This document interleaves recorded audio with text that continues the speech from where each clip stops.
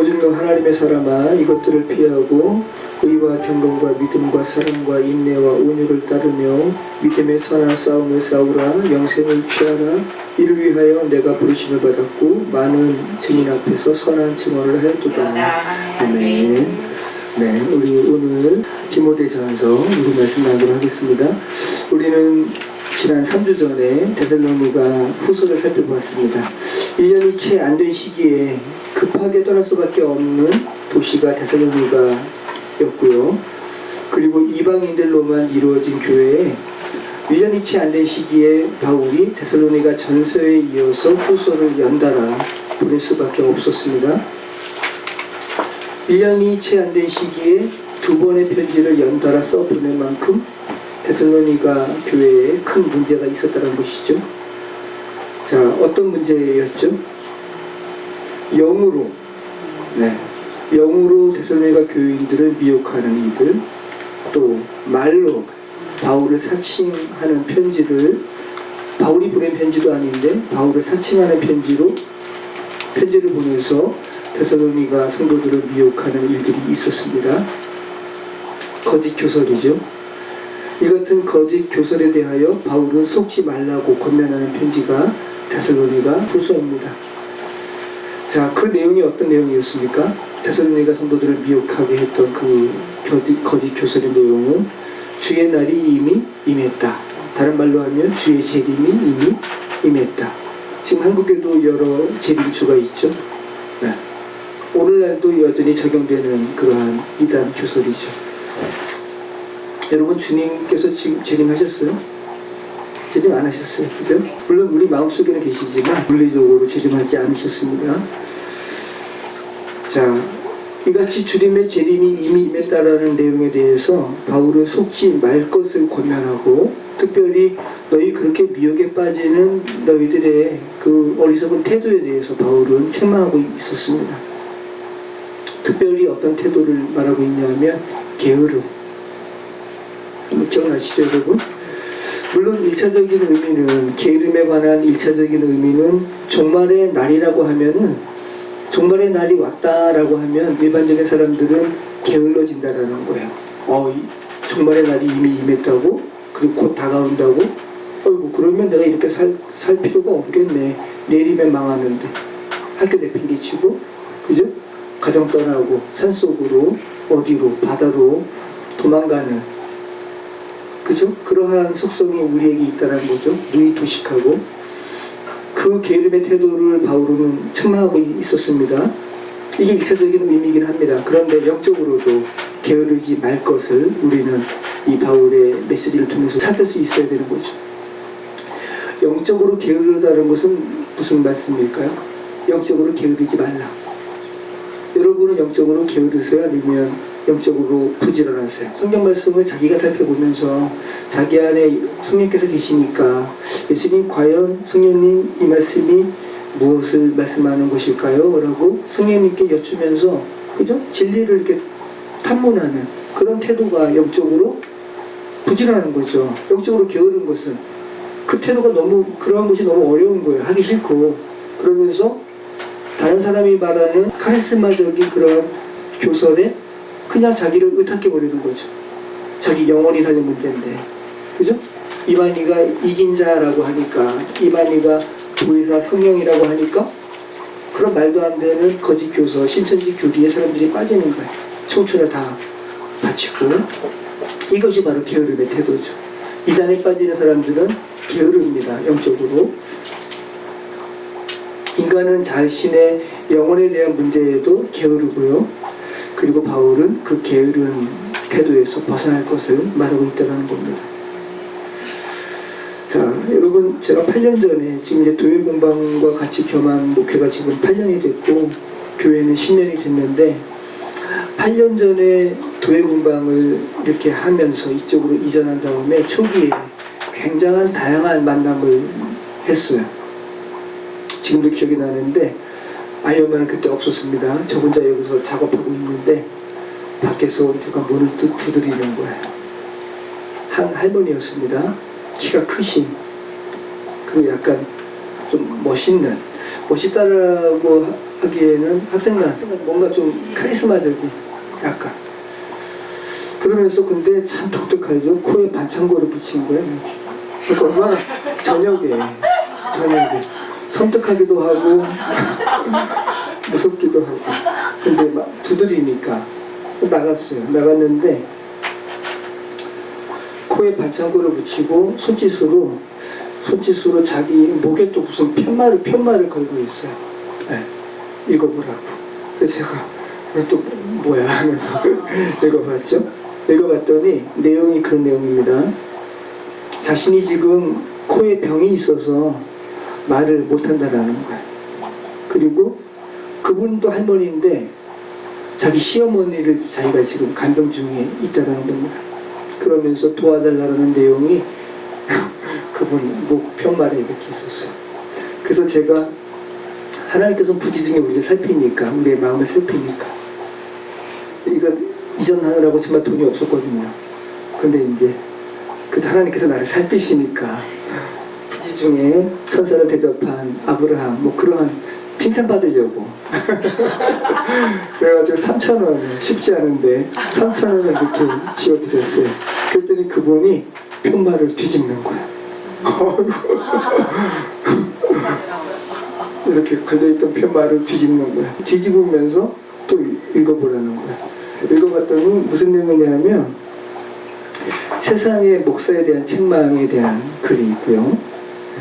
그리고 종말에 대한 경고가 있었어요.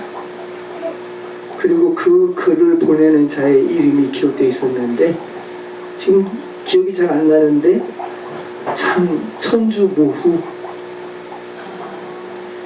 천주 하나님 모후 무슨 뭐 이렇게 황제의 어머니 모후 지금도 괴상하죠. 천주모후 지금 기억이 그래요. 그래서 제가 너무 놀라가지고 그러면 이 천주모후가 당신이냐고 그렇게 물어봤는데 그러더니 그냥 싹 지나가시는 거예요. 가슴이 덜컹덜컹 이게 뭐야. 그래서 제가 그때도 이제 그 스마트폰이 막 이제 보급되는 시기니까 스마트폰이 있었거든요. 제가 그 글에서 제가 읽었던 천주모후 아무튼 그걸로 제가 검색을 했어요. 지금 검색하니까 그 내용이 안 나오는데 그때 제가 한 30분을 검색을 했거든요. 나오는 거예요. 한국의 사이비 이단들이라는 타이틀에 그분이 나오는 거예요. 전라도 광중가에 미용실을 운영하는 사람인데요. 전국 각지를 보시는 거예요. 제가 천주보부라고. 자칭 그러니까 메시아라는 거죠. 여러분 제가 그런 분도 만났습니다. 여기에서 전라도 광주에서 여기까지 왔네요. 와. 한국의 사이비 이단들 한국에 그렇게 많아요. 자, 자칭 천주모후라고 자처하면서 메시아를 자처하는 거니까 그러면서 전국을 돌아다니는 겁니다. 지금도 그분이 살아계신지 모르겠는데 제가 몇 번을 이 말씀을 나누기 위해서 검색을 했더니 못 찾겠습니다. 지금은. 자, 여러분 이렇게 자기가 메시아라고 말하는 시대, 그죠? 자기가 자칭 보혜사 성령이라고 말하는 시대에 우리는 살아갑니다. 오늘날은 더 심하죠. 바로 앞까지 와 있습니다. 그죠? 여러분 주의하시기 바랍니다. 자, 여러분 사이비 이단에 빠지는 이들은 뭐에서 빠진다고요? 게을러서, 영적으로 게을러서. 이교의 주문을 외우는 것도 게을러서 그 이교의 주문을 외우는 그 사이비에 빠지는 겁니다. 너무 쉽잖아요. 남녀 혼인개교 천번하면 되니까. 얼마나 쉬워요, 그죠? 남무아미탑을 천번하면서 절하면 되니까. 이게 부지런한 태도가 아니라 게으른 태도라고요. 단발마에 몇 마디만 외우면 되니까 얼마나 게으릅니까? 자신이 성령의 인도함을 구하며 성경을 읽고 복음을 살피는 것이 아니라 이단 교주가 풀어놓은 성경 몇 구절만 외우면 되니까 네, 그 프레임 속에 갇혀버리는 거죠. 그리고 그 프레임이 잘못됐다고 이야기하면 미쳐 날뛰는 겁니다. 그죠? 부모 내팽개치고 신천지에서 부모 고소하라 그러죠? 고소하고 로봇가 되는 거죠. 완전. 이 사이비 이단의 특성이고 사단의 책략입니다. 그게 우리는 더 편한 겁니다. 어리석은 이들은. 자, 그래서 사이비 이단의 교주는 하나같이 다 카리스마적입니다. 그죠? 게으른 이들을 휘어잡기 위해서는 카리스마적일 수밖에 없어요. 자신을 재림주로 칭하고 이긴 자로 칭하고 보혜사 성령이라 칭하고 더 나아가 하나님이라 칭하고 천주보우라 칭하고 그런 시대에 우리 살아갑니다. 주의하시기 바랍니다. 오늘은 디모데 전서를 살펴보도록 하겠습니다. 먼저 디모데가 누구인지 우리 한번 살펴보도록 하겠습니다. 사도행전 16장 1절입니다. 바울이 더베와 루스드라의 이름에 거기 디모데라 하는 제자가 있으니 그 어머니는 믿는 유대 여자요 아버지는 헬라인이다. 디모데는 루스드라와 이고니온에 있는 형제들에게 칭찬받는 자니 바울이 그를 데리고 떠나고자 할세 그 지역에 있는 유대인으로 말미암아 그를 데려다가 할례를 행하니 이는 그 사람들이 그의 아버지는 헬라인인 줄 다 알고이러라. 네, 자 디모데가 어머니는 유대인, 그죠? 외조모도 유대인, 근데 아버지는 헬라인이라 그러죠. 자 이방인의 피가 섞였지만 유대교는 어머니가 유대인이면 유대인입니다. 네. 그래서 디모데는 할례를 받았어요. 근데 완전한 이방인 디도는 할례 받지 않았죠. 그리고 예루살렘 공회의에 바울과 함께 참여했죠. 그리고 복음을 변증했습니다. 자, 디모데후서 1장 5절 이는 내 속에 거짓이 없는 믿음이 있음을 생각하노라. 이 믿음은 먼저 내 외조모 로이스와 내 어머니 유니게 속에 있더니 내 속에 있는 줄을 확신하노라. 여러분 우리 교회는 여성분들이 많은데 여러분이 하나님 앞에 온전한 신앙을 이렇게 갖고 그렇게 믿음이 있으면 그 믿음을 하나님께서는 자녀에게 전수하기를 바라시죠. 그죠? 그것이 굉장히 귀한 겁니다. 네. 아들이 뭔가 이렇게 잘못되려고 할 때 생각나는 것은 어머니의 믿음이죠.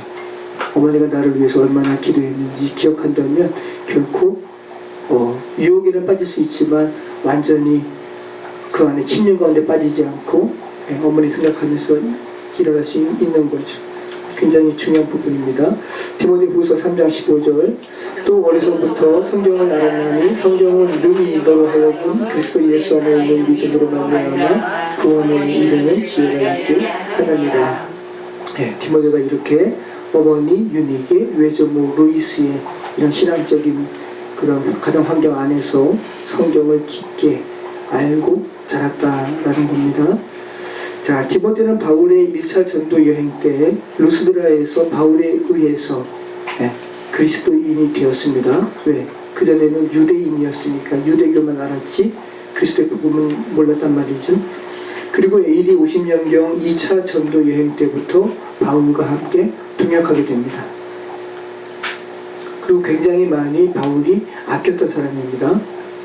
바울을 대신해서 어려움에 처한 교회에 가기도 하고요. 그리고 헬라 철학과 이교 숭배가 극심했던 도시 에베소에서 목회하게 됩니다. 그것이 바로 디모데 전후서의 배경입니다. 그러면서 그 교회 안에 자생했던 거짓 교사들에 대해서 대항하는 목회를 하는 것이 디모데입니다. 자, 디모데 전서는 어떤 서신서라고 그러죠? 옥춘 서신서예요? 아니죠? 목회 서신서. 네. 디모데 전서는 이제 노년에 이른 바울이 쉽지 않은 에베소 교회에서 목회하는 무거운 책임을 감당하는 디모데에게 어떻게 목회할 것을 가르친 목회 서신서입니다. 바울 서신이 총 13개가 있는데 그 중에 목회 서신서는 3개 있습니다. 디모데 전서, 디모데 후서, 디도서. 네. 자, 에베소 지역에서 목회하는 디모데에게 쓴 서신이 디모데 전후서, 그리고 크레타 섬에서 목회하는 디도에게 보낸 서신서가 디도서. 자, 이렇게 세 통이 목회 서신서입니다. 그러니까 젊은 목회자에게 어떻게 목회하라고 쓴 서신서가 목회 서신서라는 거죠. 그래서 여러분이 바울이라면 그리스도의 복음에 대해서 훼손하고 공격하는 이 변질시키려는 세상 속에서 목회하는 젊은 디모데에게 어떤 권면을 할까, 어떤 권면의 말씀을 썼을까라는 것을 한번 생각해 보시면서 디모데 전후서의 말씀을 오늘부터 살펴보면 좋을 것 같습니다. 크게 세 가지 목적에서 바울은 목회 서신서를 씁니다. 첫 번째는 복음은 능력이 있기 때문에 사람들이 급속도로 신자가 되는 그런 일들이 많단 말이죠. 사람들이 많아지니까 자연적으로 어떤 상황이 될 수밖에 없어요. 교회가 조직화될 수밖에 없어요. 그죠? 질서 있게 교회를 치리하려면. 그래서 조직교회로 갈 수밖에 없는 현실 가운데서 어떻게 직분자를 세울 것인가, 그런 권면의 가르침입니다. 저희 토기장의 교회는 너무 적은 수기 때문에 직분자를 세우지 않아도 돼요. 지금 현재 직분 타이틀이 있으신 이들로 충분하죠. 맞는 말씀이죠. 근데 만약에 여러분의 수가 100여 명이 되면 직분자를 세울 수밖에 없겠죠. 자연스러운 현상이란 말씀입니다. 두 번째는 교회를 위협하는 이단에 대해서 어떻게 대처할 것인가, 거기에 대해서 권면의 말씀을 쓰고 있고, 바른 구원론이 무엇인가에 대한 글을 쓰는 것이 목회 서신서입니다. 세 번째는 이단이 침투하면 교회가 아주 약하게 되고 병들게 되니까 어떻게 건강한 교회를 유지해야 하는지, 건강한 교회 공동체를 위한 목적에서 쓰는 서신서가 목회 서신서입니다. 자, 그래서 디모데 전서의 시대적인 배경은 1차 로마 투옥 이후입니다. 그러니까 에베소서, 빌립보서, 골로새서, 이런 서신서들은 옥중 서신이죠. 로마 감옥에서 썼어요. 그런데 그 로마 감옥에서 방면됩니다. 석방됩니다. 석방된 이후에 쓴 서신이 디모데 전후서, 또 디도서라는 말씀이에요. 그렇기 때문에 디모데 전서의 이런 시대적인 배경은 사도행전에 나올까요? 나오지 않을까요? 나오지 않습니다. 왜? 사도행전 28장은 그죠?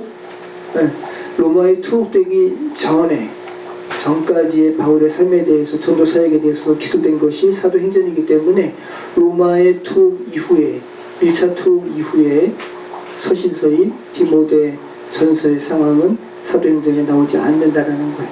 근데 중요한 부분입니다, 여러분. 그래서 헷갈리시면 안 돼요. 그래서 우리는 사도행전에서는 디모데 전후서, 디도서에 관련된 시대적인 배경을 찾아볼 수가 없고, 목회 서신서 내의 기록을 통해서 유추할 수밖에 없습니다.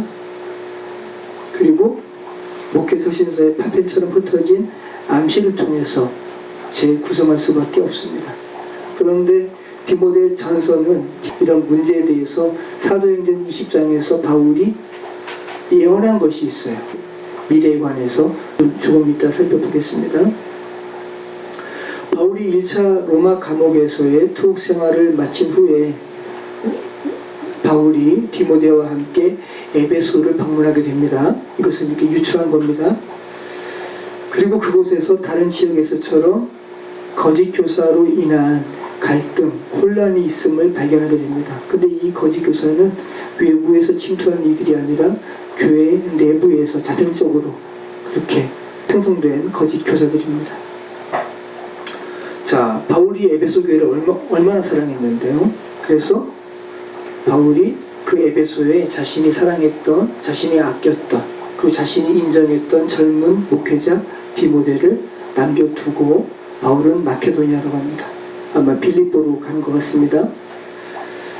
그리고 바울이 이 디모데를 에베소 교회의 목회자로 세우기 전에 바울이 직접 에베소 교회에 있었던 지도자들 중에 2명을 징계합니다. 그 내용이 나와요. 알렉산더와 후메네오입니다. 그리고 다른 지역으로 바울은 떠나는 겁니다. 그래서 디모데 전서에는 거짓 교사들의 영향을 받은 공동체의 문제에 대해서 디모데야 어떻게 처신하라 라는 권면의 가르침이 많이 나옵니다. 자, 특별히 디모데 전서는 누구에게 쓴 거예요? 디모데에게 썼죠. 그러니까 개인 서신이죠. 공동 서신이 아니라. 그런데 그 내용은 개인적이라기보다는 철저히 공적입니다.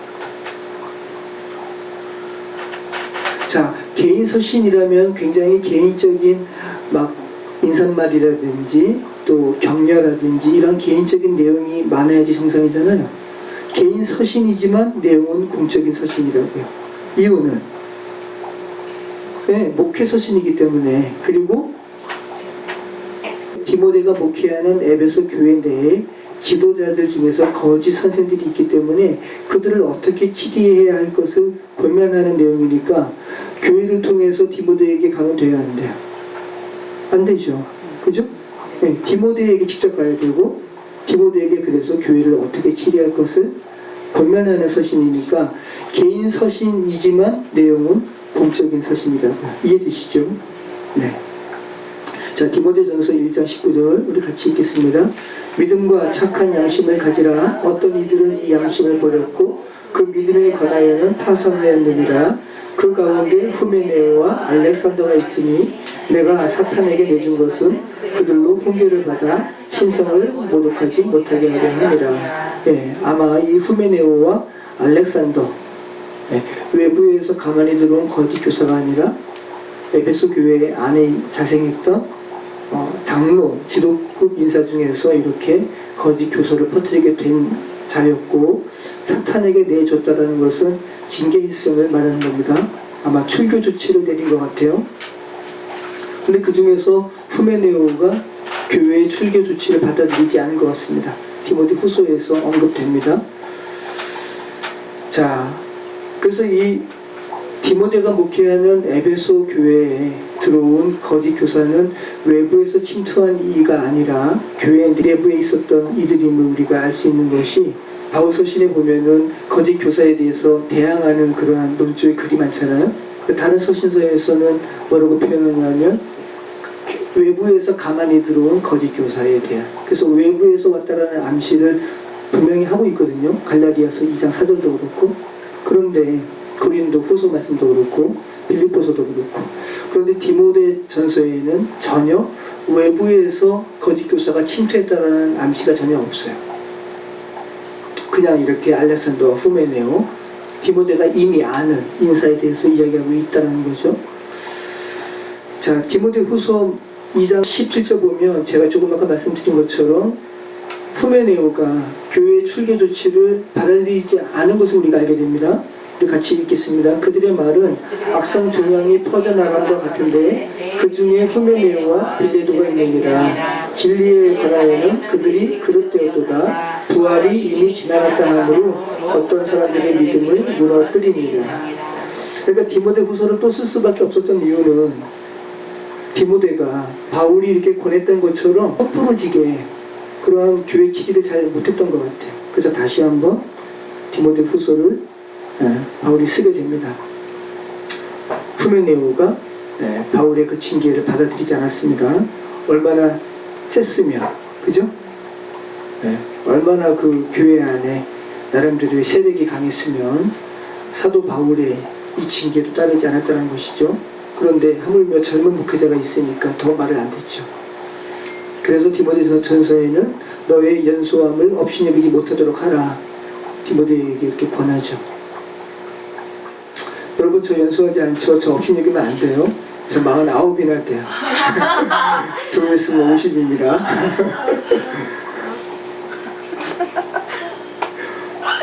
네. 자, 디모데후서 2장 10절 우리가 읽었죠. 자, 그리고 에베소 교회 혼란이 내부에 또한 그 장로 이들 외에 또 젊은 여성과 관련됐다는 부분이 또 나옵니다. 디모데후서에 나오는데 우리 같이 읽겠습니다. 디모데후서 3장 6절. 그들 중에 남의 집에 가만히 들어가 어리석은 여자를 유인하는 자들이 있으니 그 여자는 죄를 중이시고 여러 가지 욕심에 끌림 받으여 항상 배우나 끝내 진리의 지식에 이를 수 없느니라. 네. 이 여자에 대한 부분이 나오죠. 젊은 과부인 것 같습니다. 그래서 디모데 전서에는 젊은 과부에 대한 지침이 많이 나옵니다. 한번 읽어보셨죠, 여러분? 읽어보시면 아마 제 말씀이 지금 이해가 될 거예요. 디모데 전서의 거짓 가르침을 전파한 이들이 일부 교회 장로들, 지도급 인사들, 그리고 젊은 여자, 젊은 과부이었음을 우리는 알게 되고요.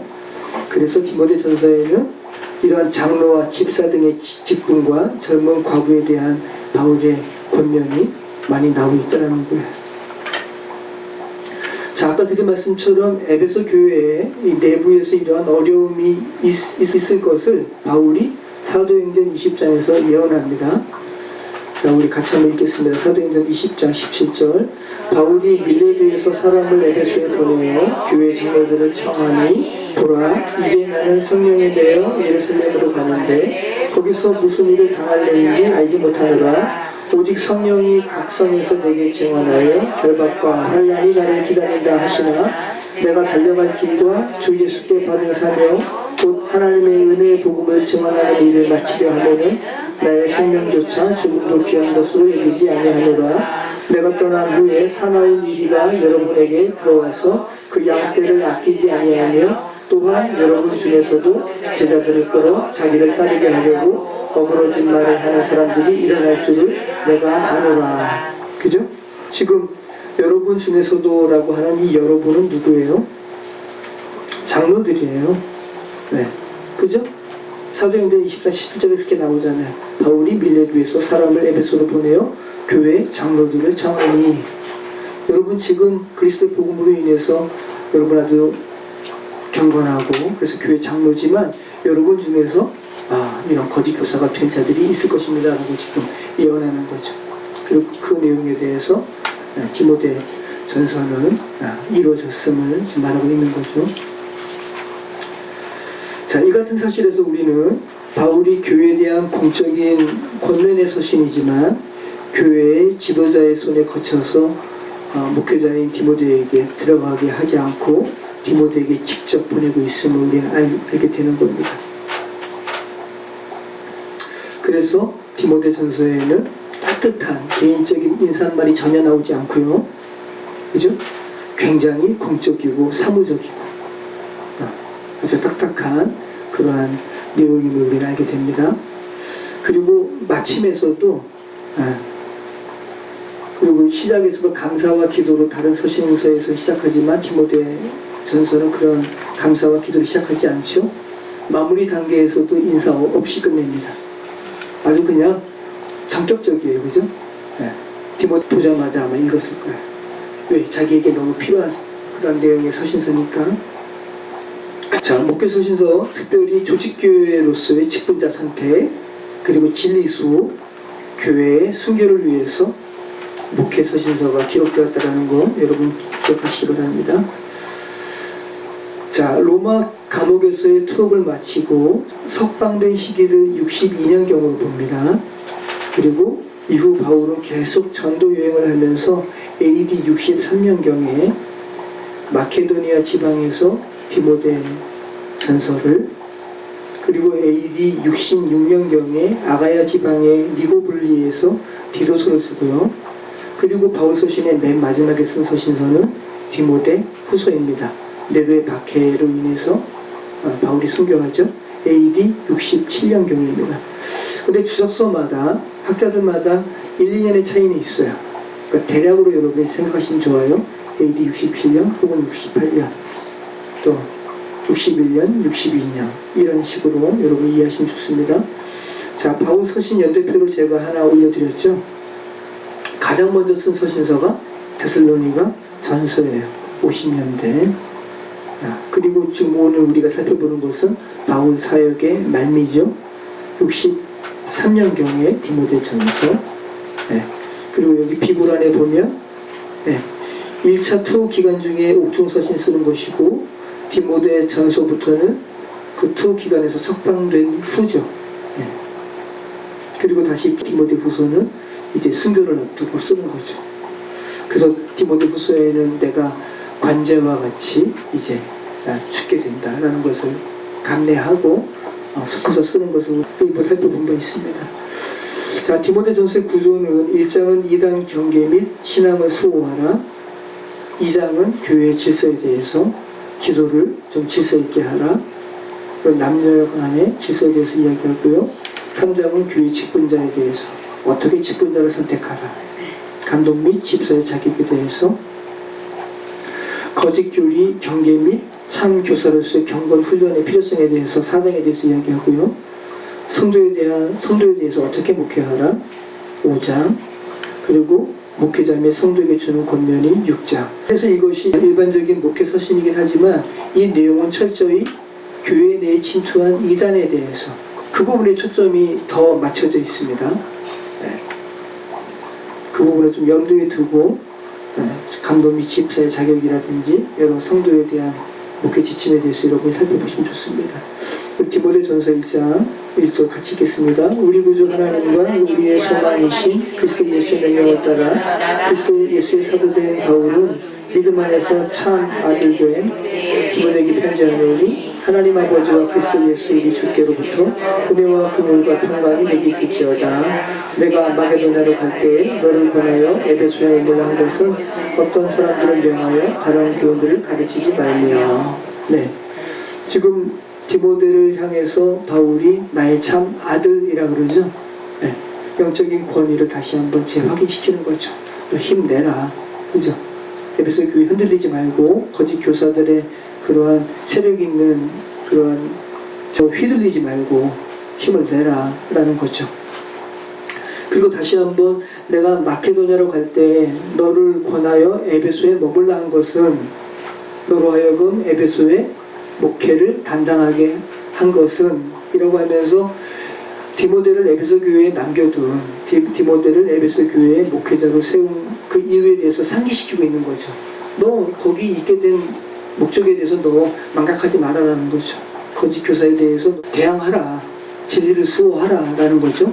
사도 말씀 신하와 끝없는 족보에 몰두하지 말게 하려 함이라. 이런 것은 믿음 안에 있는 하나님의 경륜을 믿음보다 도리어 별내를 내는 것이라.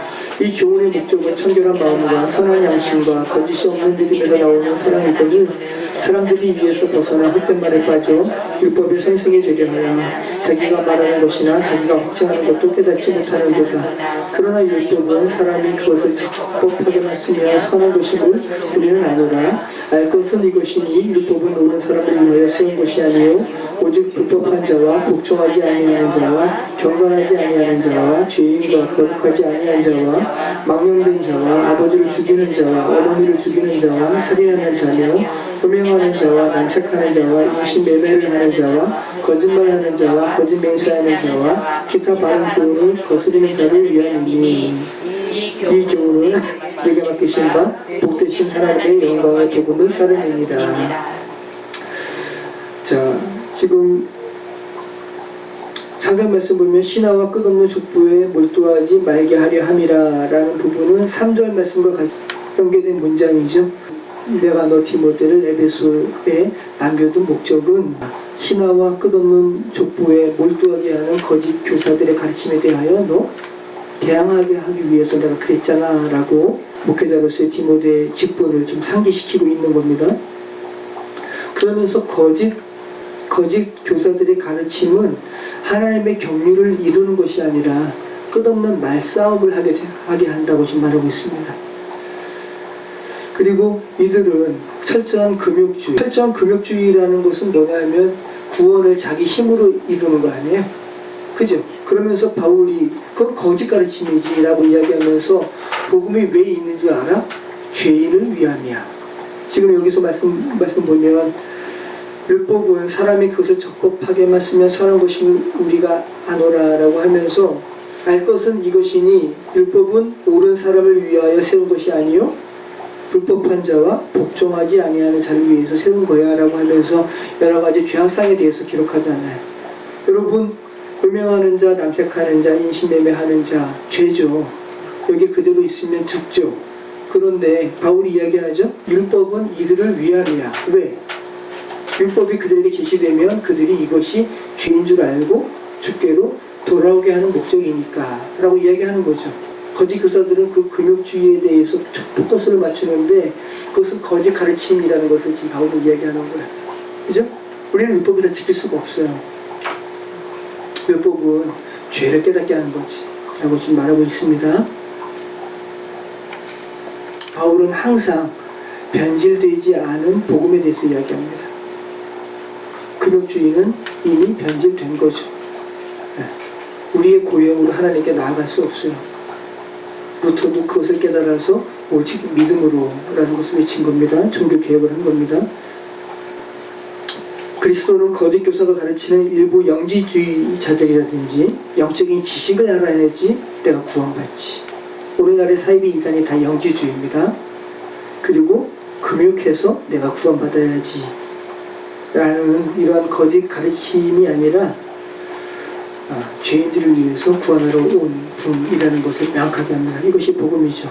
15절 말씀, 믿보다 모든 사람이 받을 만한 이 말이요 그리스도 예수께서 죄인을 구원하시려고 세상에 임하셨다 하였도다. 죄인 중에 내가 귀순이라. 그러나 내가 긍휼을 입은 까닭은 예수 그리스도께서 내게 먼저 일체 오래 참으심을 보이사 후에 주를 믿어 영생 얻는 자들에게 본이 되게 하려 하심이라.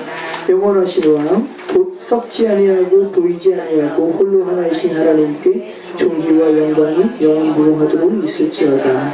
아멘. 바울이 이 말을 할 때 금욕을 외치는 사람들은 입을 다물게 될 수밖에 없어요.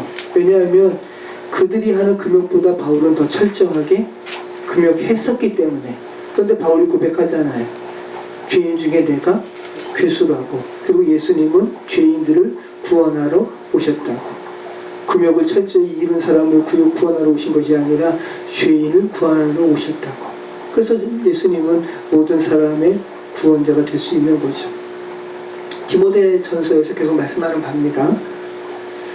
자, 18절 말씀 같이 읽습니다. 아들 디모데야, 내가 내게 이 교훈으로서 명하노니 전에 너를 지도한 명을 따라 그것으로 선한 싸움을 싸우며 믿음과 착한 양심을 가지라. 어떤 이들은 이 양심을 버렸고 그 믿음에 관하여는 파산하느니라. 그 가운데 후메네오와 알렉산더가 있으니 내가 사탄에게 내준 것은 그들로 훈계를 받아 신성을 모독하지 못하게 하려 하니라.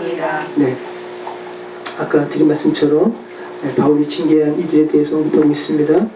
그리고 이 젊은 디모데에게 계속 바울이 힘을 실어주고 있습니다. 야 디모데, 이 거짓 장로들에 의해서 너가 막 휘둘리는데 그러지 마. 너 예전에 장로들의 회에서 특별히 이 디모데를 교회 목회자로 세우는 그런 특별한 의식이 있었나 봐요. 디모데를 에베소 교회의 목회자로 주께서 세우시는 그런 예언의 말씀이 있었던 것 같아요. 그것을 상기하게 하는 거예요. 얼마나 디모데가 그것을 생각할 때 힘을 받겠어요. 부르심에 대한 확증에 대한 기억을 지금 상기하게 하고 있습니다. 자, 4장 14절의 이 부분에 대해서 다시 반복해요. 우리 좀 이따 살펴보겠습니다. 예전에 받았던 예언에 대해서 너 기억하라 라고 이야기하고 있습니다. 바울은 디모데로 하여금 쉽지 않은 목회 환경에서 디모데를 목회자로 부르시고 그리고 바울과 교회의 지도자들을 통해서 성령께서 확증해 주셨던 어떤 말씀에 대해서 언급하고 있어요. 목회자 디모데를 향한 특별한 부르심의 확증이 있었잖아. 기억하라 라는 겁니다. 쉽지 않은 상황이지만 너를 목회자로 부르신 그 부분을 기억하고 힘을 내라.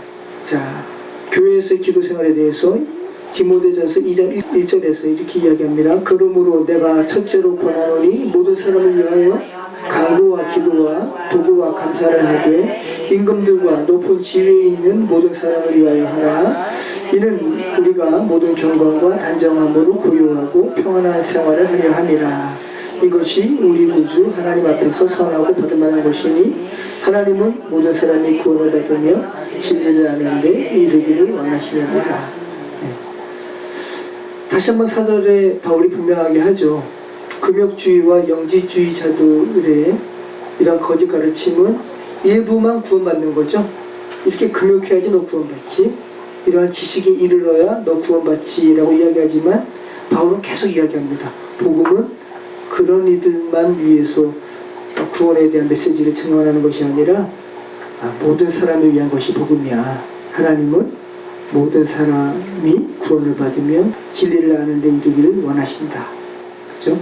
자, 오늘 말씀, 하나님은 한 분이시요 또 하나님과 사람 사이의 중보자도 한 분이시니 곧 사람이신 그리스도 예수라. 그가 모든 사람을 위하여 자기를 대속물로 주셨으니 기약이 이르러 주신 증거니라. 이를 위하여 내가 전포하는 자는 사도로 세우심을 입은 것은 참말이요 거짓말이 아니니 믿음과 진리 안에서 내가 이방인의 스승이 되었노라. 그러므로 각처에서 남자들이 분노와 다툼이 없이 거룩한 손을 들어 기도하기를 원하노라.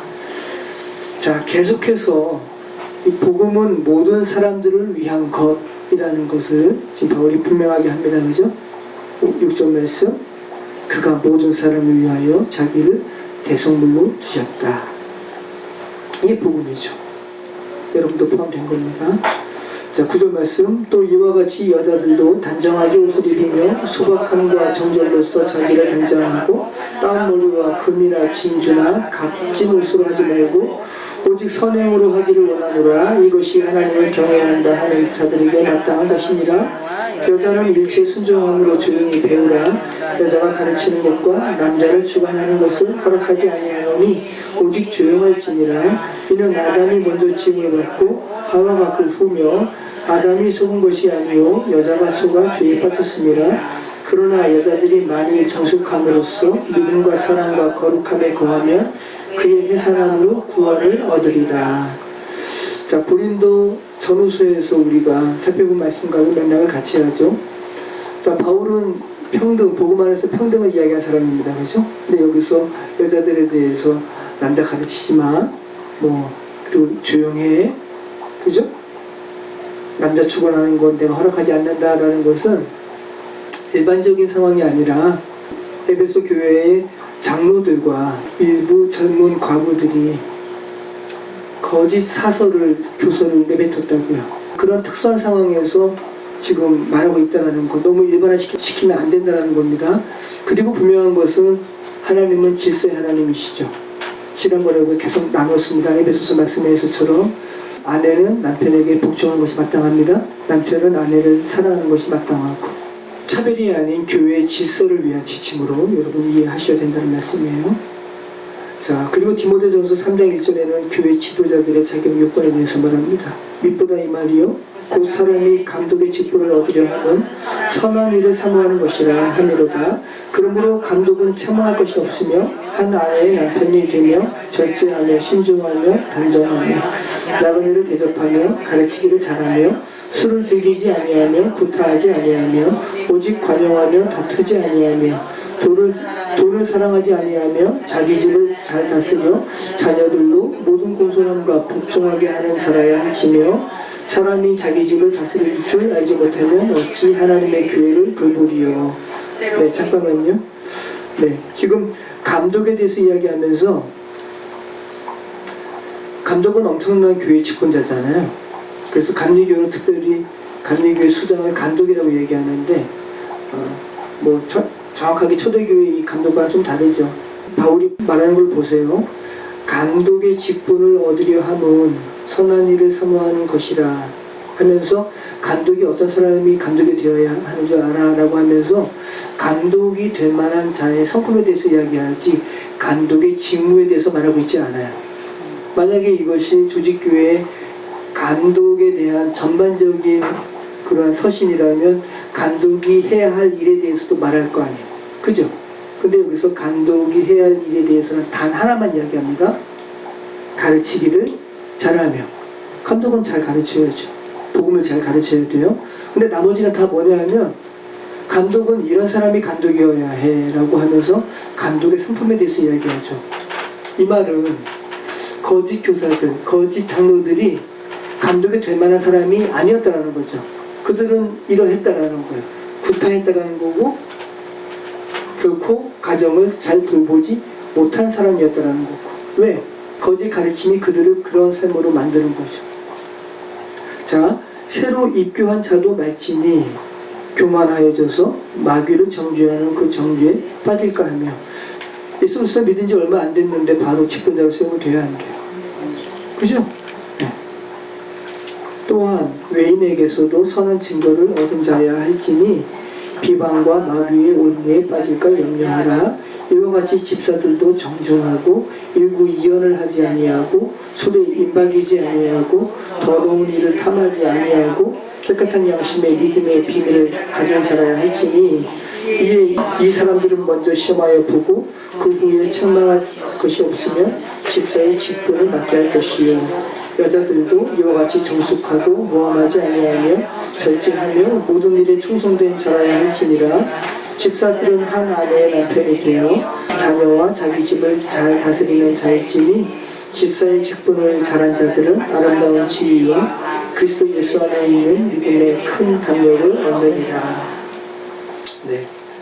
계속해서 가르치기를 잘한다라는 덕목에 교회 지도자의 책무에 관한 가르침이 하나도 언급되지 않고 성품에 대해서만 이야기하고 있다는 거 여러분 기억하시기 바랍니다. 네.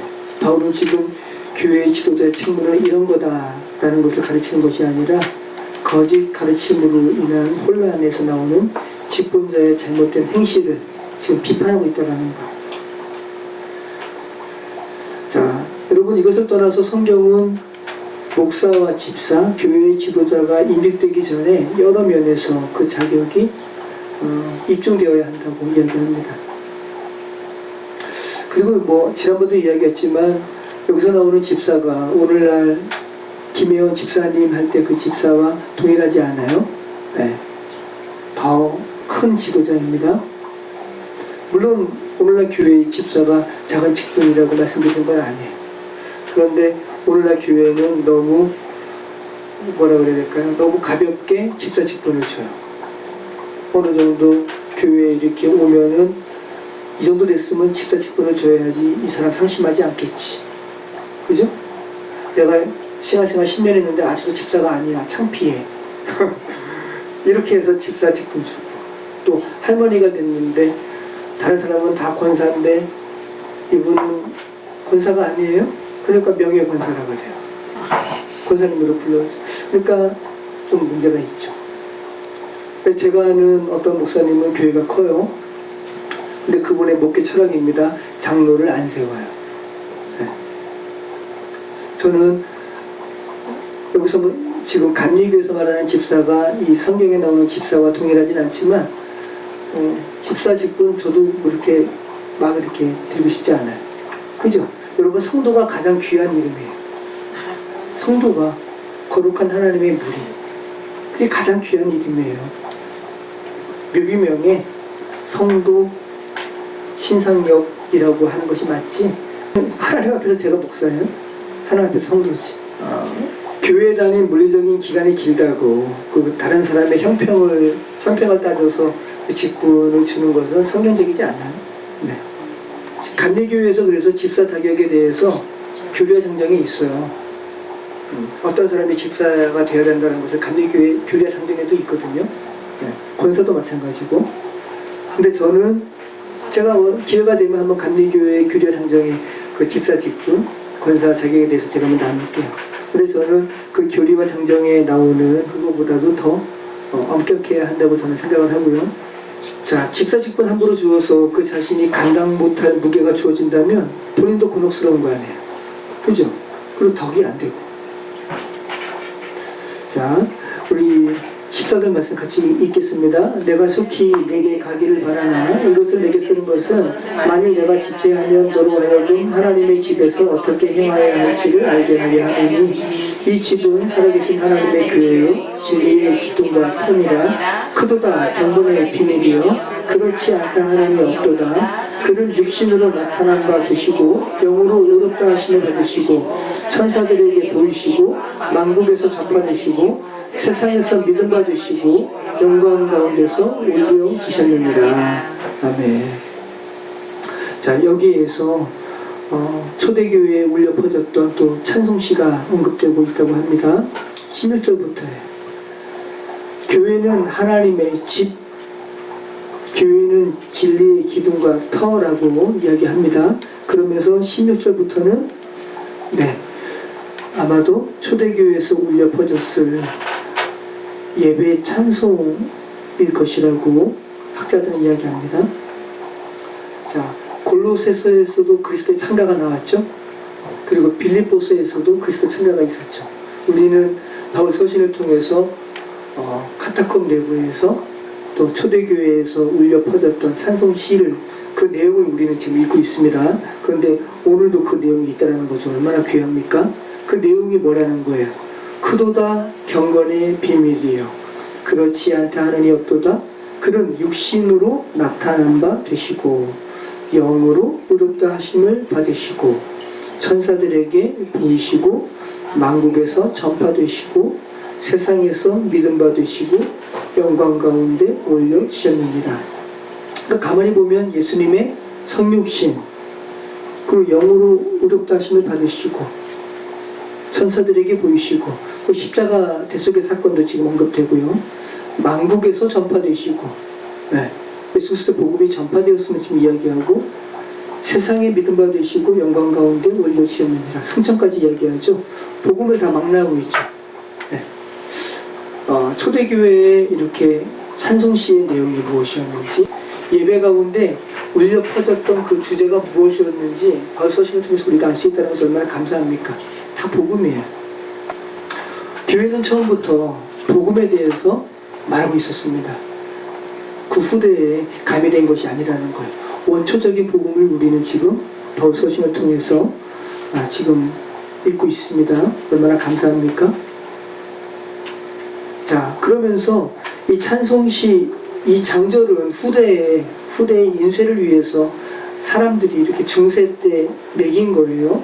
원래는 장절이 없습니다. 그래서 이 초대교회 찬송시를 두고 바로 이어서 그 찬송시에 언급된 복음과 배치되는 거짓 교사들의 행태에 대해서 나오고 있어요. 디모데전서 4장 1절. 그러나 성령이 밝히 말씀하시기를 후일에 어떤 사람들이 믿음에서 떠나 미혹하는 영과 귀신의 가르침을 따르리라 하셨으니 자기 양심이 화인을 맞아서 외식함으로 거짓말하는 자들이라. 혼인을 금하고 어떤 음식을 먹지 말라고 하더이나 음식물은 하나님이 주신 바니 믿는 자들과 진리를 하는 자들이 감사함으로 받을 것입니다.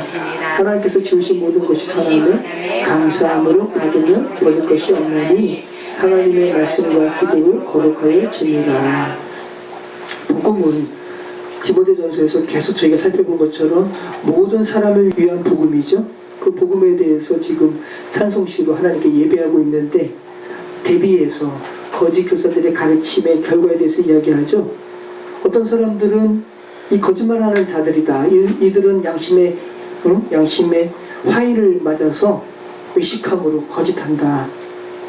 혼인을 금한다. 거짓 경건에 대해서 이야기하고 있다는 거죠. 음식물 먹지 말라. 금욕적인 율법적인 그런 거짓 율법적인 태도에 대해서 지금 그 복음과 대비해서 지금 바울이 말하고 있다는 거죠. 그러니까 바울이 디모데전서 서신을 쓰면서 굉장히 아주 치밀하게 지금 쓰고 있다는 걸 우리는 알게 됩니다. 사도행전 10장 13절에도 그죠? 하나님께서 바울을 통해서 말하죠. 이방인 고넬료를 안수하는 전도하는 부분에 대해서 말하기 앞서서 그 음식물에 대해서 이야기하잖아요. 같이 읽겠습니다. 또 소리가 있으되 베드로야 일어나 잡아 먹어라 하거늘 베드로가 이르되 주여 그럴 수 없나이다. 습되고 깨끗하지 아니한 것을 내가 결코 먹지 아니하였나이다 한데 또 두 번째 소리가 있으되 하나님께서 깨끗하게 하신 것을 내가 습되다 하지 말라 하더라. 하나님 앞에 못 먹을 음식이 어디 있어요. 그런데 거짓 교사들은 어떤 음식물을 먹지 말라고. 근데 지금도 여러분 어떠한 그 성경 통독하는 세미나에서는 이러한 부분을 지금도 강조하는 데가 있어요. 유명합니다. 저도 거기 갔습니다. 가가지고 일주일 동안 6일 동안 성경을 이렇게 읽었어요. 통독하고 그러는데 마지막에 제가 지난번에 말씀드린 요한계시록 이야기하면서 자기한테 풀렸다라고 이야기한 분이 바로 그분이었어요. 메스껍고 역겹고. 근데 처음에도 이분은 율법적인 태도가 있어요. 그리고 이분은 도덕률은 폐기가 안 됐대요. 그러니까 율법적인 부분이 아직 있습니다. 여러분 근데 우리가 어디에서 넘어져요? 도덕률에서 우리가 넘어지죠. 그죠? 우리가 삶을 살면서 죄를 저지르면서 특별히 우리가 넘어지는 부분, 그리고 크게 우리에게 트라우마로 남는 부분들은 우리가 도덕적인 부분에서 우리가 넘어지죠. 그런데 그분의 가르침은 도덕률은 폐기가 안 됐다는 거예요. 아까 우리가 디모데 전서 말씀 보면서 남색하는 자들, 이런 자들을 위해서 예수께서 오셨다. 모든 죄인을 위해서 오셨다. 그런데 이 율법적인 얘기를 지금도 고수하는 사람들은 그 부분을 계속, 그 부분은 폐기가 안 됐다고 얘기하는 거예요. 그러니까 엄밀히 얘기하면 뭐죠? 거짓 복음이죠. 또 성경 통독한다고 해가지고 거기 갔는데 그 부분에서 걸리는 사람이 있을까요? 없을까요? 있죠. 거짓 복음이죠. 복음에서 떠나게 하는 거죠. 그런데 CTS에 나오고 되게 유명해요. 그리고 에스라 시대에 그 성경 통독하는 것을 이어서 자기가 했다 그래요. 그 사람은 그분의 말주변이 대단해요. 그러면서 제일 처음에 이렇게 창세기부터 이렇게 하면서 실제 예전에 거인이 있었거든요. 그런 부분들 다 자료로 하면서 막 합니다. 사람들이 다 이렇게 넘어간다기보다 수긍할 수밖에 없어요. 그러면서 거기 보니까 저도 들을 때 어떤 의사가 손을 들면서 뭐라고 이렇게 반론을 하는데 조용하시라고, 끝까지 들어보고 이야기하라고. 그리고 이제 더 말을 못하게 하고 요한계시록까지 가죠. 근데 저는 아무튼 요한계시록 가면서 좀 이렇게 아니다 느껴졌어요. 비판하는 사람 많습니다. 지금도 추정하는 사람 많고. 아무튼 우리는 이런 때에 살아갑니다. 여러분. 자, 디모데전서 4장 14절 우리 같이 읽습니다. 내 속에 있는 은사 곧 장로의 회에서 안수받을 때 예언을 통하여 받은 것을 가볍게 여기지 말며 이 모든 일에 전심 전력하여 너의 성숙함을 모든 사람에게 나타나게 하라. 내가 내 자신과 가르치는 살펴 이 일을 계속하라. 이것을 행함으로 내 자신과 내게 듣는 자를 구원하리라. 계속 디모데에게 힘을 실어주고 있습니다. 너 기억하라. 너가 목회자로 기름 부음을 받을 때, 장로의 회에서 안수받을 때 내게 특별히 임한 예언의 말씀에서 너를 어떻게 격려했는지 너 기억하라 라는 것을 말하고 있습니다. 가볍게 여기지 말라. 너 하나님께 목회자로 세움받았다 라는 것이죠.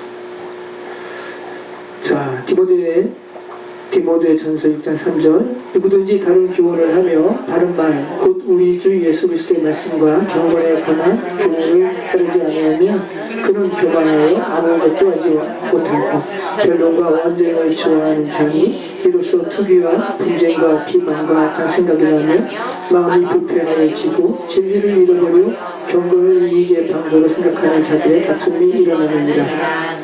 그러나 자족하는 마음이 있으면 경건은 큰 이익이 되느니라. 우리가 세상에 아무것도 가지고 온 것이 없으니 또한 아무것도 가지고 가지 못하느니 우리가 먹을 것과 입을 것이 있은즉 족한 줄로 알 것이니라. 부하려 하는 자들은 시험과 올무와 여러 가지 어리석고 해로운 욕심에 떨어지나니 곧 사람으로 파멸과 멸망에 빠지게 하는 것이라. 돈을 사랑함이 의만하게 뿌리가 되나니 이것을 탐내는 자들은 미혹을 받아 믿음에서 떠나 많은 근심으로써 자기를 찔렀도다. 지금 제가 6장 말씀 읽었는데 우리 5장을 살펴보지 않았죠? 5장은 우리가 지금까지 계속 살펴본 것처럼 교회의 문제를 일으켰던 장로들 또 젊은 과부에 대한 지침을 합니다. 그 다음에 6장 말씀에서 다시 한번 거짓 교사에 대해서 지금 언급하고 있는 거야. 자, 다른 교훈을 하고 변론과 언쟁을 좋아하고 투기와 분쟁과 비방과 악한 생각을 나게 하는 것들이 거짓 교사들의 가르침의 결과입니다. 그리고 진리를 잃어버리게 되고 경건을 이익의 방도로 생각하는 자들의 다툼이 일어난다. 자, 경건을 이익의 방도로 삼는 그런 행태가 오늘날에도 있죠. 그죠? 네. 그리고 거짓 교사들의 그 정체를 밝히고 있는데 10절 말씀 보면 돈을 사랑함이 일만하게 뿌리가 되나니 이것을 탐내는 자들은 미혹을 받아 믿음에서 떠나 많은 근심으로써 자기를 찔러도다. 거짓 교사들은 결국은 어떤 사람들이었는 줄 알아? 돈을 사랑한 자들이었어 라고 이야기하죠. 그러니까 바울은 돈을 사랑했어요? 사랑하지 않았어요? 바울은 돈을 사랑하지 않았어요. 근데 바울은 철저히 자기가 다른 사도처럼 그러한 교회의 연보를 받을 수 있음에도 불구하고 어떤 작은 한 사람에게도 그러한 부분에 걸림이 될까봐 바울은 그것을 스스로 다 멀리하고 자비랑했던 사람이에요. 그러니까 거짓 교사들에 대해서 이렇게 명확하게 말씀할 수 있었습니다. 자, 여러분 말씀 마치겠습니다. 거짓 교사, 일부 교사들로 인해서 교회에 퍼졌던 불경건한 모습을 바울은, 그러니까 전혀 복음과 대비되는 모습들입니다. 변론, 그죠? 원죄, 부패함, 어리석음, 해로운 욕심들로 지금 표현하고 있죠. 그리고 바울은 이같이 이런 부분들은 교회에 결코 일어나서는 안 되는데 이런 일들이 교회에 있다. 그 이유는 거짓 교사들의 가르침 때문이었다라는 것을 지금 말하고 있습니다. 그리고 거짓 교사들은 무엇으로 교회를 혼란스럽게 하고 무엇으로 교회를 부패시키는가? 다른 교훈들로. 교훈은 교훈인데 다른 교훈. 그죠? 비슷한데 다른 거예요. 사이비는 말도 안 되는 거고 이단이 그런 거죠. 비슷한데 끝이 달라요? 그게 이단이죠. 여러분 복음은 달라서는 돼야 안 돼요? 안 돼요. 네. 그리고 거의 같아서 돼야 안 돼요? 거의 같아서도 안 돼요. 똑같아야 돼요. 그죠? 네. 정확히 주님이 내게 전해주신 그 복음 그대로 다른 사람에게 전해져야 돼요. 반사돼야 돼요. 지금 바울은 디모데에게 그 이야기하는 거예요. 디모데에게 너가 받은 복음 그대로를 수호할 것을 말하고 있습니다. 예수 그리스도의 복음 그대로 우리 안에 비춰져야 되고 우리는 또 우리 안에 비춰진 그대로의 복음을 다른 이에게 전해줘야 되죠. 그래서 여러분은 부지런해야 되는 거예요. 게으르면 안 되고. 네. 여러분에게는 책임이 있는데 여러분 안에 비춰진 그 그리스도의 복음을 그대로 거의 그대로가 아니라 똑같이 다른 사람에게 반사할 책임이 여러분에게 있죠. 그것이 그리스도인의 책임입니다. 이번 이스라엘 성지 순례 기간에 참 많은 은혜가 있었는데 참 하나님께서 특별하신 어떠한 그런 일정 가운데 이렇게 말씀하시는 것이 있는 것 같아요. 아마 다른 목회자들에게는 또 다른 것을 말씀하셨을 거고 저한테는 그것이 강하게 왔습니다. 그 제자 훈련 때 말씀하신 부분도 있고 이번에는 성지순례 좀 달랐는데 마지막에 그 여정이 뭐였냐 하면 이스라엘의 박물관을 관람하는 거였어요. 이스라엘 박물관을 본 다음에 야드 바셈이라고 명칭하는 홀로코스트 나치에 의한 유대인 학살에 대한 내용을 담은 박물관이 있었는데 마지막이 그 야드 바셈 박물관이었어요. 이스라엘 사람들은 홀로코스트 기억하고 싶을까요? 기억하고 싶지 않을까요? 기억하고 싶지 않죠. 이방인들, 다른 사람들이 봐도 치를 떠는 그 참상인데 이스라엘 사람들이 얼마나 기억하기 싫겠어요. 그런데 그것을 기억하는 박물관을 만들었습니다. 여러분, 홀로코스트, 나치에 의한 유대인 대학살을 홀로코스트라고 그러죠. 그 의미가 뭐냐 하면 번제라는 의미예요. 번제. 헬라어거든요. 홀로코스톤에서 유래된 말입니다. 근데 여러분 번제는 뭐죠? 하나님께 예배하는 제물이잖아요.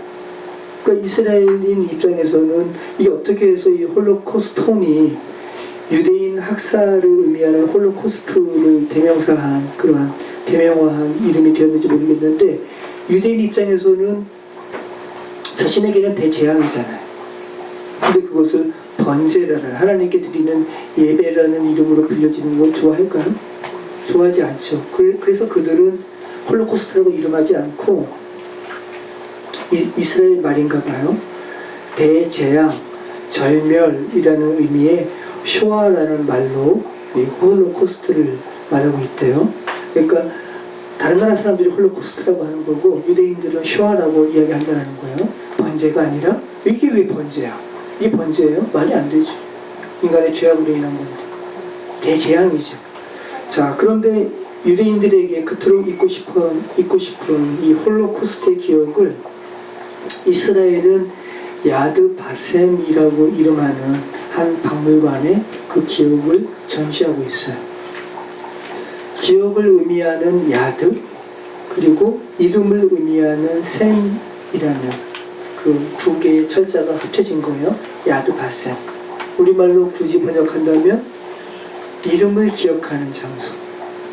그래서 그 박물관 안에는 희생자들의 명부가 있습니다.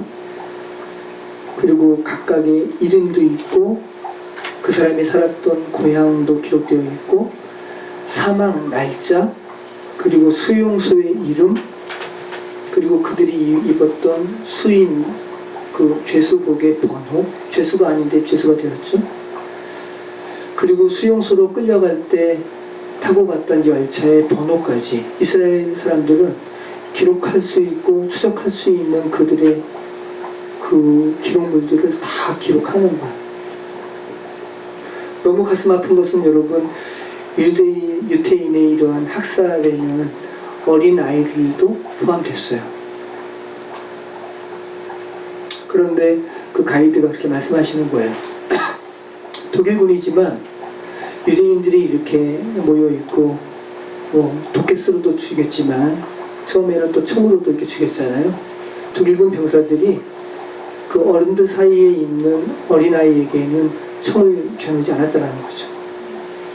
겨누고 싶지 않은 거죠. 쏘고 싶지도 않은 거고. 그래서 도끼스를 살포한 이유는 독일군 병사들이 사람을 이렇게 한 명 한 명 죽이니까 정신이 제정신일까요? 제정신이 아니죠. 그래서 베트남에 참전한 미군인들도 자국에 가면은 막 정신광란이 일어나고 우리나라 사람들도 그죠? 베트남 전쟁에서 사람을 죽인 기억이 많으면 제정신이 아니죠. 그래서 나치가 자국의 독일 병사들을 위해서 도끼에서 살포한 거예요. 왜? 온전한 전쟁을 해야 되니까. 근데 그 독일군들이 아무튼 유태인들을 죽이는데 어른들을 이렇게 쏜 거죠. 그러면서 아이들이 같이 이렇게, 물론 아이들도 죽었죠. 근데 이제 그렇게 죽는 와중 가운데 피가 터지고 그런 가운데 이제 아이들이 이렇게 같이 쓰러지고 그러는데 어떤 지금 할머니인데 어떤 할머니 인터뷰가 있는 거예요. 그 할머니가 그 가운데 살아 계셨어요. 아이였죠. 같이 쓰러졌는데 얼마 시간 지난 다음에 보니까 다 주변이 그 죽음 가득한 그런 가운데서 자기가 살아온 거예요. 그런데 느껴보니까 또 한 사람의 살아있는 사람의 목소리가 들리는 거죠. 아이예요. 그러면서 둘이 서로 의견이 갈렸는데 한 명은 지금 나가자. 한 명은 지금 나가지 말고 좀 더 상황이 조금 이렇게 안정된 다음에 나가자. 그 두 아이가 그렇게 의견이 갈렸어요. 그리고 지금 나가자라고 한 아이가 나갔어요. 그리고 얼마 후에 총소리가 들렸대요. 그리고 그분 말씀이 그 아이를 다시 보지 못했다고. 네. 이런 이야기를 가이드가 합니다. 그래서 마지막에 저희가 둘러본 방이 뭐냐면 어린 아이들을 기억하는 방이에요. 어린아이, 희생된 유태인 아이들을 기억하는 방.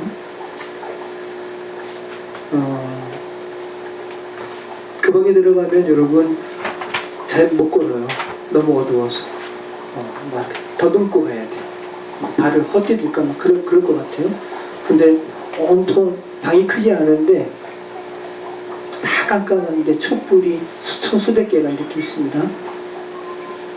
그리고 더듬더듬해서 이렇게 가는 건데, 근데 그 타오르는 촛불이에요. 근데 그 타오르는 촛불 중에서 실제 촛불은 단 하나예요. 실제 촛불은 단 하나 켜져 있는데 그 촛불을 바로 맞은편에 그 촛불을 비치는 거울이 있는 거죠. 그리고 또 살짝 이렇게 억각을 해가지고 다른 곳에 비치고 그래서 이 유태인들이 이스라엘 사람들이 이 박물관을 만든 이유를 알겠죠. 이 유태인 한 어린아이의 희생을 기억하고 반사하고 잊지 말라는 거죠. 기억하고 반사하고 기억하고 반사하고. 그래서 이 야드 바셈의 그런 타이틀이 뭐냐면 Remembering the Past, 과거를 기억하는 것은, 그죠? Remembering the Past, Shaping the Future. 뭘까요? 그 의미가? Shape, 뭐 만드는 거잖아요. 그래서 Remembering the Past, Shaping the Future. 과거를 기억하는 것은, 과거를 정확하게 기억하는 것은 미래를 희미하게나마 보는 것이다. 유태인들이 기억하기도 싫은 그러한 참 상황을 이렇게 기록하는 이유입니다. 마음에 뭐라고 이렇게 표현하지 못할 감정이 이렇게 실려왔고요. 그리고 그 방을 이렇게 도는 내내 아무 말도 하지 못했어요. 그 다른 박물관을 이렇게 둘러볼 때는 목사님들, 사모님들이 다 이렇게 이런저런 말씀하셨는데, 와, 그 방을 둘러볼 때는 말을 할 수가 없는 거예요. 나와서도 어느 정도 시간까지. 주님께서 한국으로 오는 비행기에서 다시 한번 이 부분에 대해서 생각을 하겠습니다. 이 반사에 대해서. 반사. 지금 디모데 전서에서 바울은 디모데에게 말하는 거죠.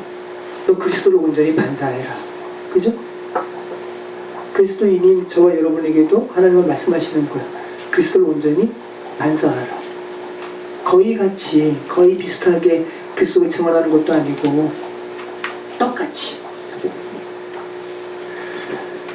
이스라엘을 갈 때에는 11시간 걸렸습니다.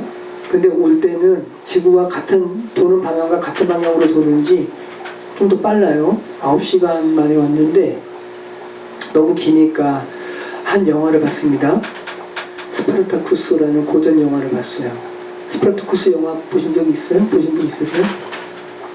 로마 제국에 대항한 로마의 검투사 노예죠. 스파르타쿠스라는 검투사 노예가 있었는데 노예들을 규합해가지고 로마군과 대항합니다. 실제 역사 인물입니다. 결국은 로마군에게 잡히죠. 뭐 로마 제국의 군인과 대항이 되겠어요? 검투사 아무리 싸움을 잘해도. 결국은 잡히고 6,000명이 십자가형을 받습니다. 십자가에 다 달려서 죽어요.